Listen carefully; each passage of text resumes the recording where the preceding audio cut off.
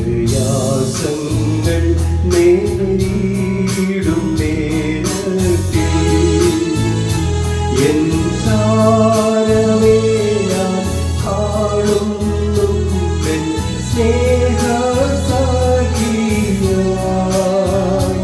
ഈ ലോകസാഖികൾ എന്താലും മാറിപ്പോയാലും.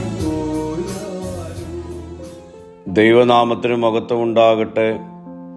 ഇന്നത്തെ പ്രഭാത ധ്യാനത്തിനായി 20-ാം സങ്കീർത്തനം 8-ാം വാക്യം.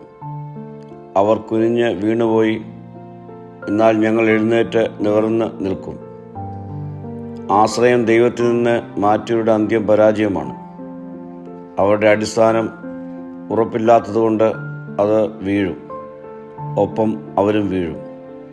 യഹോവയിൽ ആശ്രയം കണ്ടെത്തിയവർ വീണാനും നിലംപരിചാകുകയില്ല. അവനവരെ കൈപിടിച്ച് എഴുന്നേൽപ്പിക്കും. ദൈവാശ്രയത്തോടെ ജീവിക്കുന്നത് കൊണ്ട് വീഴ്ച ഉണ്ടാകുകയില്ല എന്നല്ല, വീഴ്ചകൾ ഉണ്ടാകാം. എന്നാൽ അവിടെയും നിലംപരിചാകാതെ നമ്മെ കാത്തു സൂക്ഷിക്കുവാൻ ഒരു കർത്താവുണ്ട്. നമ്മുടെ ആശ്രയം ഇന്ന് എവിടെയാണ്? എളിപ്പോകുന്ന, മാറിപ്പോകുന്ന ലോകം നൽകുന്ന ആശ്രയമാണോ? അതോ ഉറപ്പുള്ള ക്രിസ്തുവാകുന്ന പാറയിലോ?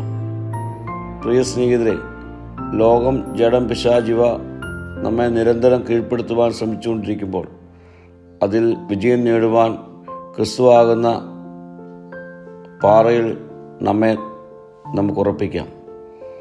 പ്രാർത്ഥിക്കാം. കർത്താവേ, നിന്നിൽ നിരന്തരം ആശ്രയം കണ്ടെത്തുവാൻ എന്നെ ഒരുക്കണമേ.